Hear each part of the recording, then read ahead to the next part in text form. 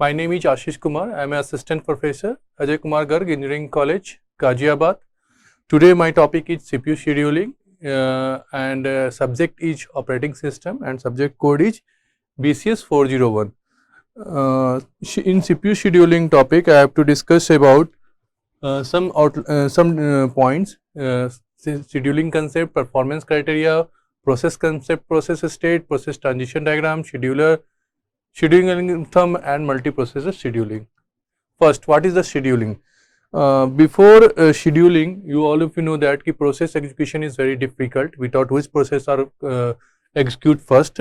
Suppose some different process are given, P2, P3 and CPU is there. So which process are move on the first in CPU, which process? So in that problem solve using the CPU scheduling process. The first is, what is the CPU? Scheduling process work is done or finish the work on time. CPU scheduling is a process that allows one process to use the CPU while another process is delayed in a standby. Due to unavailability of any resources such as IO etc. The making full use of CPU. The purpose of CPU scheduling is to make the system more efficient and faster and fair. So first, what is the CPU scheduling? Already in that diagrams, some processes are given, P1, P2, P3, some processes are given and one CPU is there. Then which process are inserted first in the CPU and another next process, which are the next process and another process. Then it is a perform basically efficient, more efficient and fairness of the process for availability of the CPU. Okay. Next slide is, why do we need the scheduling? So first, why do you need the scheduling? Without scheduling, if our process move on the CPU basically processing the program and running the program, but in that time process need any input output devices. That time CPU is move on the ideal state. Though in that times utilization of CPU is decreases. So using the CPU scheduling process, we have to increase the CPU utilization. So in that, if CPU is in ideal state, then another process are scheduled for the processing. So scheduled for the processing. So some point are given in here. So in multi-programming, if the long-term scheduler picks more input-output bound process, then most of the time the CPU remains ideal. Same already say that. The task of operating system is to optimize the utilization of resources.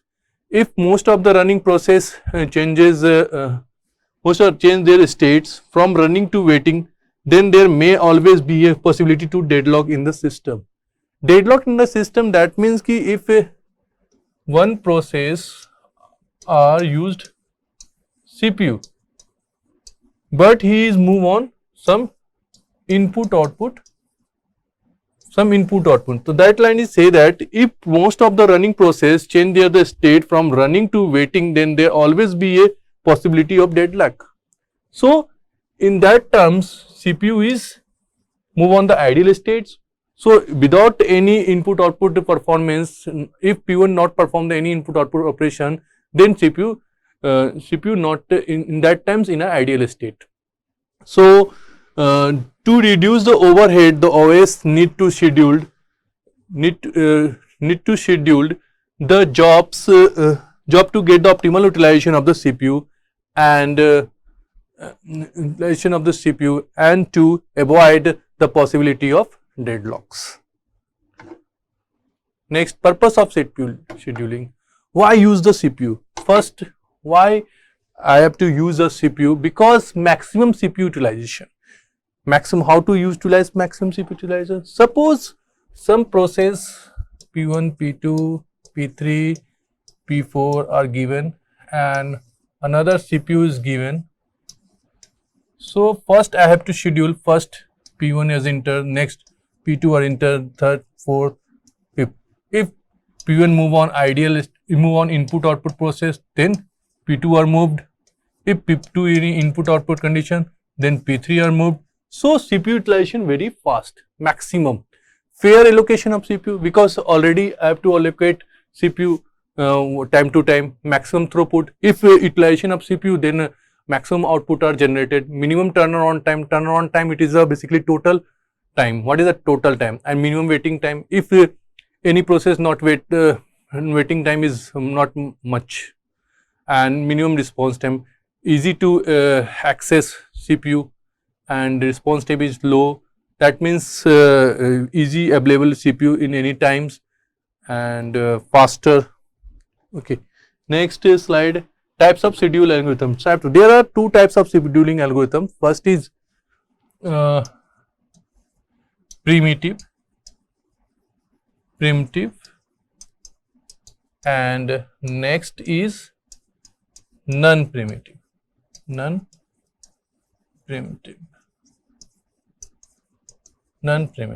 Basically, two types of CPU we are dealing. Primitive means if process are enter in a CPU after complete the whole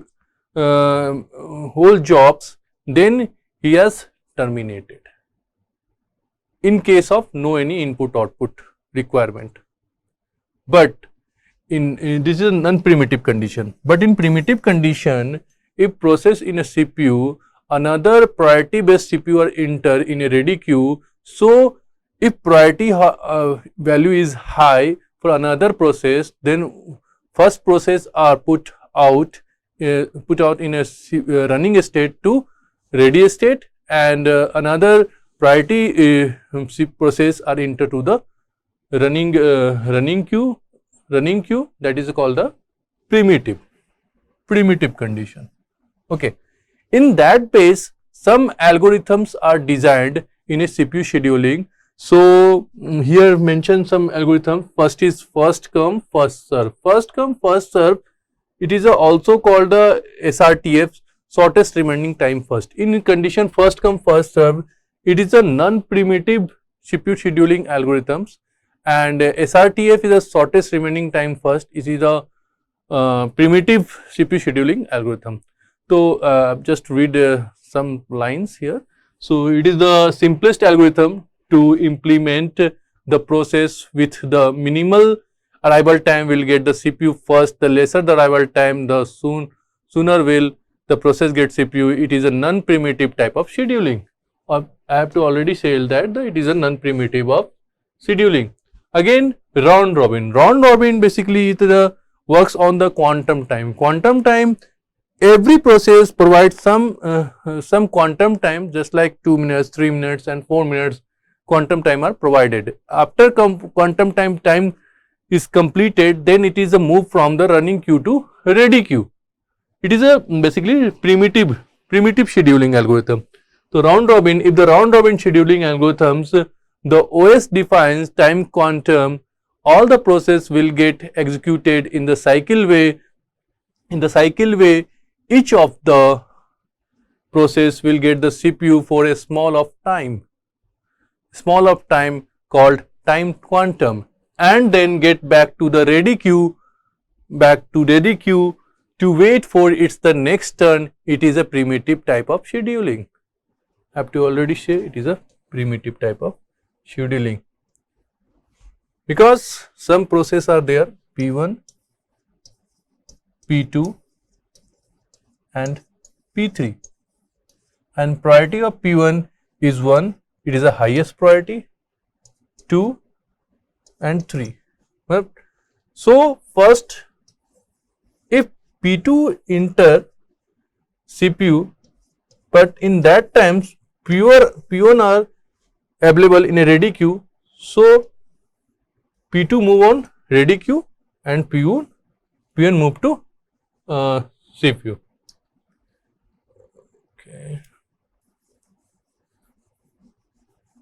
Okay, I have to say that here. So what is the condition? Suppose, and it is a clear in a process stress diagram. Okay. Shortest job first. The job with the shortest burst time will get CPU first. The lesser the burst time, the sooner will be processed get the CPU. It is a non-primitive types of scheduling. I have to already say it is a non-primitive type of scheduling. That means if any process in the CPU, inter CPU, after execution, after whole execution, it is a terminated. Okay, it is a terminated. After execution, it terminated. Okay, next is shortest remaining time first, that is a SRTF. SRTF already say that it is a primitive algorithm. It is a primitive from the SHF. In this algorithm, the OS scheduler the job according to the remaining time the execution, and the last is the priority based scheduling. In this algorithm, priority will assigned to every process.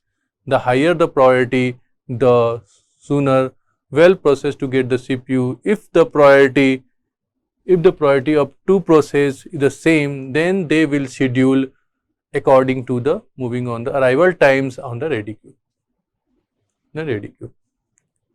Okay. Next is CPU scheduling criteria. What is the criteria of the CPU scheduling? CPU utilization, throughput, turnaround time, waiting time, response time, completion time. It is the main function of the CPU scheduling. CPU utilization is the main objective of any CPU scheduling algorithm is to be keep the CPU as busy as possible. मतलब CPU utilization is very high. मतलब that means कि CPU all times in working condition, not move in the ideal state. Throughput. A measure of work done by the CPU is the number of processes being executed and the completing per unit times. Throughput is very high. CPU scheduling criteria. Mainland. Turnaround time is a criteria used in CPU scheduling. Measure the time it takes for the task process complete from moment in the submitted to the system until it is a fully processed and ready for output. That means turnaround time is equal to completion time minus arrival time. What is the waiting time? Waiting time is a criteria used CPU scheduling that measures the time task process wait in the ready queue before is the process of by the CPU scheduling. Waiting time is equal to turnaround time minus burst time. Response time basically it is the first time meet any process into CPU minus arrival time. Response time is a criteria used in CPU scheduling here mentioned there, and completion time, which time process are completed, that is called the completion time. It is also mentioned here. The completion time is the time when the process is stop executing, which means that the process has completed the burst time and completely executed. Time related process, how do it is work? First, ready, run and complete. Ready, that means it is a arrival time, and some waiting time is stay here from ready to running, and then burst time for completion the timing, and total time is the turnaround time, matlab CT minus completion time minus arrival time, my waiting time, turnaround time. Here some pointer mentioned. Next, time related to process. What is the time related process? So here first arrival time. What is the arrival time? Any process are enter in a ready queue initially, that time is noted and it is called the arrival time. What is the burst time? Any process execution time. If process execution time is 10 minutes, then 10 minutes it is called the burst time. And what is the completion time? If process completion time, that means which time that times process are fully executed and terminated. Turnaround time overall time between arrival time to completion time. And waiting time basically it is a process are enter in a ready queue, but CPU is not available, that time is called the waiting time. And response time, which time process are enter first in a CPU and when process which time and that times a process first meet to the CPU, it is called the response time. So here also mention some point. So I have to discuss here arrival. So arrival time, that means AT, basically first enter the ready queue. That means move on ready first. Okay. Then burst time P1. P1 execution time, it is called the burst time, suppose is equal to 2. And completion time basically after execution process are out, that is called the completion time. Suppose a process P1, if just a minute, suppose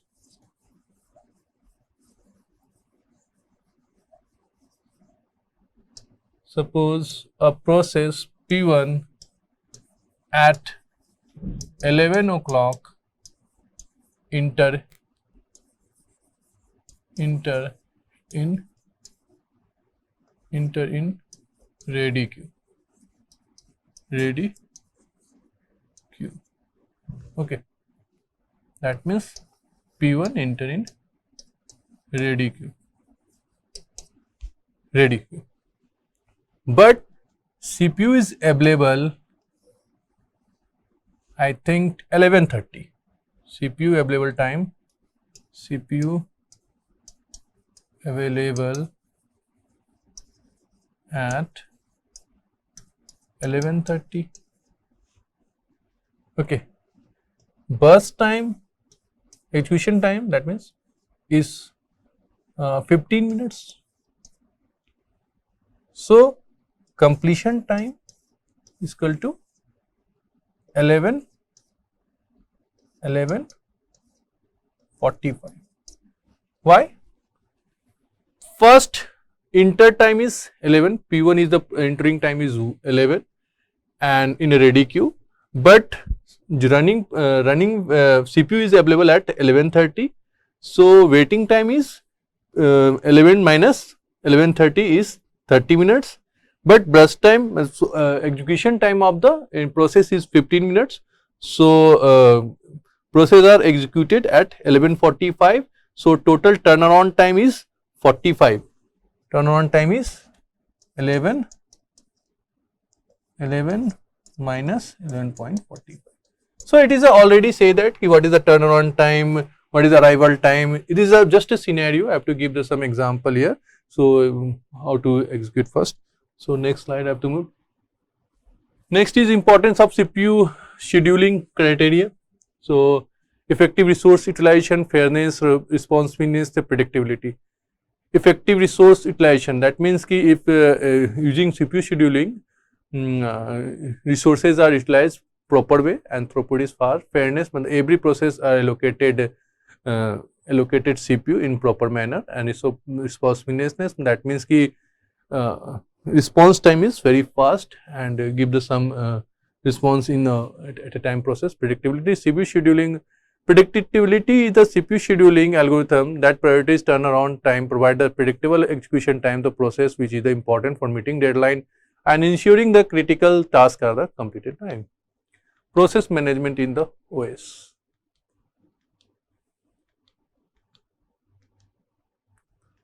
Process management. The process system responsible for the following activities in connection with the process management: scheduling process and thread on the CPU, creating and deleting both user systems, suspending, resuming process, providing mechanism for the process synchronization, providing mechanism of the process communications. What is a process? Process basically it is a program. Program is move on the execution state, that is called the process. Here also first line mentioned here. A process is the program execution. The execution of process progress in a sequential fashion. A program is a passive entity while a process is an active entity. A process include the much more than just program code. A process is the unit of work in modern time sharing systems. A system has a collection of process. User process, a process include text section, stack, data, registered, counter, container, so on. So here also, so contain some component of the process already discussed: stacks, heaps, text, data. The temporary data like method of function, parameter, returned address, local variable are stored in the process. Heap, this is a memory of dynamically allocated. Text is a comprise the content of the present in the process. Data, the global as well as static variables. are included in this section. What are the process states? Process states basically new, runnings, waitings, ready, terminating. So here to discuss what is the new. If program is write down, so in that time process and move on the processing. So in that times it is a new P1 and P1 move on first where ready queue and then running if required any input output, then move to waiting if not required then terminated. That is the main structure, already discussed in other slides. So this is the main states of the any process: new, running, waiting, ready, terminate. Suppose any process created, that is called the new. If process move on for processing, so it will move on first in the ready queue and then move in the running queue. Running queue is the processing part, and if any input output requirement, then process move on the waiting states. If not requirement, that is a move on the terminate. Okay. Here diagram show some side diagram. So here first initially state, process is the new state, and then move on the ready. Then after ready, it is if process if CPU are free, then move on the running states, and running state moves if no requirement any input output, that is a terminated process. If required any input output, then it is a move on the waiting state and waiting state. Then if waiting state is full, then it is a move on the suspended wait, and then after some time suspended to waiting state resume. If suspended wait is very full, then move on the suspended ready and suspended ready to ready, and this is the main whole figure of the any process in moving from this term: new, ready, run, termination, waiting block, suspended, ready. It is a main structure of the process states. Scheduler basically scheduler, the process manager activity is process scheduling, which involves removing the running process from CPU and selecting process based on the specific strategy. The scheduler purpose is to implement virtual machines so that each process appears to be running on its own computer to the users. And some here mention some what is the long term scheduler, short term scheduler, middle term scheduler. So here one by one I have to discuss here. If process move from new state to ready state, that is called the long term scheduler. So here point I have to discuss here some point. The job scheduler is another name of the long term scheduler. It select process from the pool or and maintain them in the primary memory ready queue. The multi-programming degree is mostly controlled by the long-term scheduler. The goal of long-term scheduler is to select the best mix of the I/O and CPU bound process from the pool of jobs. If the job scheduler select more I/O bound process, all of the jobs may become stuck. This is a point some long term scheduler. Basically here mentioned in long term job pool to ready queue, it is a long term scheduler, and here mentioned some and ready to CPU, it is a short term scheduler. So here some points. What is a short term scheduler? So CPU scheduler is another name of the short term scheduler. It choose one job from the ready queue and then set it to the CPU processing to determine which work will be dispatched from execution. A scheduling method is utilized. The short term scheduler task can be initially essential in the sense that if it chooses a job with a long CPU burst time, all subsequent job will have job will have to wait in a ready queue for a long period. Scheduler. Next is medium scheduler. If process move from running queue to waiting state, that is called the medium term scheduler. Here mentioned job pulls CPU moves the waiting state.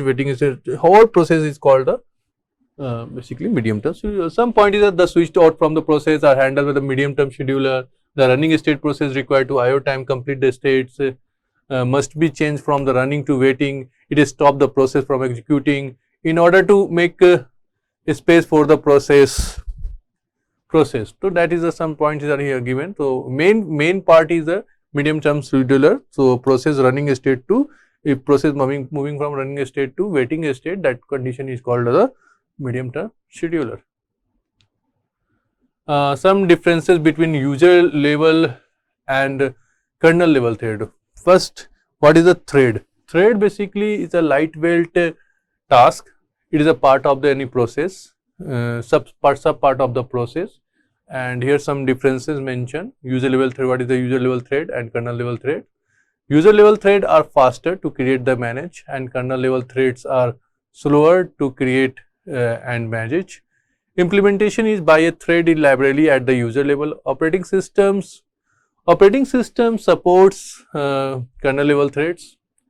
User level thread is generically can run on any operating system. Multi-threaded application cannot take the advantage of multiprocessing, but in kernel form, kernel level threads is a specific to the operating system. Kernel routines themselves can be multi-threading.